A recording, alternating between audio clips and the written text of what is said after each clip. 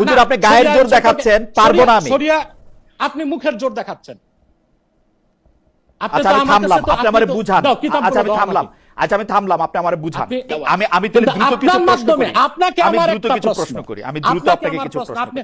আপনি তো শুধু প্রশ্ন করেন, আমার একটা প্রশ্ন নেন আপনি। জি, প্রশ্নটা বলেন। প্রশ্ন হচ্ছে প্রচলিত আইন যেখানে ধর্ষণের বিচারে ব্যর্থ, সেখানে শরিয়া আইনে অন্তত ধর্ষণের বিচারটা হোক, আপনাদের আপত্তি কোথায়? আপনারা যে প্রচলিত আইনে, আপনারা আরেকটা তো মজার বিষয়, আপনি আমাকে প্রশ্নটা করেন এবং দুইটা প্রশ্ন করার সুযোগ দেন। না দুইটা প্রশ্ন করার সুযোগ দেন। আপনার কাগজ আমার হাতে এসে গেছে।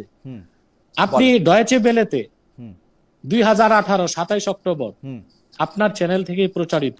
2018 27 অক্টোবর আমি ডয়েচে বেলেতে ছিলাম না।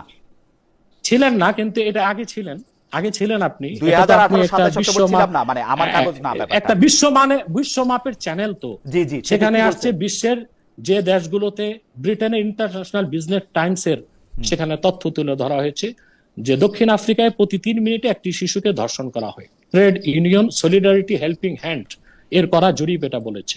ভারতে Asian centre for human rights, আমি বুঝছি, আপনি আবার প্রশ্নটা করেন, ডেটা দিয়ে তো সমস্যা হচ্ছে, প্রশ্নটা করেন। ঠিক আছে, এখন আমার প্রশ্ন হচ্ছে, আপনাদের এই প্রচলিত আইন তো খুবই ত্রুটিপূর্ণ এবং এখানে ইনজাস্টিস 100% হতে পারে। যেমন আপনারা শরিয়া আইনে হচ্ছে 4 জন প্রত্যক্ষদর্শী সাক্ষ্য দেখবে, তারপরে বিচার কার্যকর হবে, কিন্তু আপনাদের এখানে সাক্ষ্য প্রমাণ সবকিছুর বালাই নেই। মূল আপনারা হচ্ছে ডিএনএ টেস্ট করেন। এখন ডিএনএ টেস্টের মাধ্যমে কি আসলে ধর্ষকের উপযুক্ত বিচার হতে পারে, বা ধর্ষিতা কি জাস্টিস পেতে পারে? 4 জন পূর্ণবয়স্ক মানুষের সামনে ধর্ষণ হবে?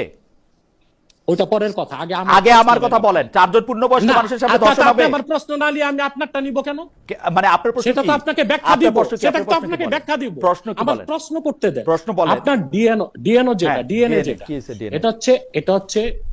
এটা তো আপনি জানেন, ডিঅক্সি রাইবোনিউক্লিক অ্যাসিড, এখানে জিনের সিমিলারিটি দেখা হয়। বাবা মা সন্তানের জিনের সিমিলারিটির মাধ্যমে এতটুকু নির্ধারণ হয় যে পারিবারিক সম্পর্ক কি। এখন একজন পুরুষ একজন মহিলা সম্মতির ভিত্তিতে ফিজিক্যাল রিলেশন করলো, ডিএনএ টেস্টে তো তা পাওয়া গেল। কিন্তু প্রচলিত আইনে ছেলে মেয়ে রাজি থাকলে এটা কোনো ধর্ষণ নয়, অপরাধ নয়। কিন্তু ফিজিক্যাল রিলেশনের পরে যদি মেয়েটি বলে আমাকে জোর করে করা হয়েছে, আপনার ডিএনএ টেস্ট কি পারবে ডিটেক্ট করে দিতে যে আসলে জোর করে না সম্মতির ভিত্তিতে হয়েছে? আপনি কি প্রশ্নটা অথচ আপনার ডিএনএ টেস্ট, আপনি কি প্রশ্নটা শেষ? আমি শেষ করি আমি। অথচ ডিএনএ টেস্টের ভিত্তিতে আপনি রায় কার্যকর করে দিচ্ছেন, এটা কি ইনজাস্টিস নয়?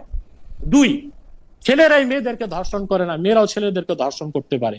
আমেরিকায় ধর্ষণের ঘটনায় 8% ছেলেরা ধর্ষণের শিকার হচ্ছে। এখন ছেলে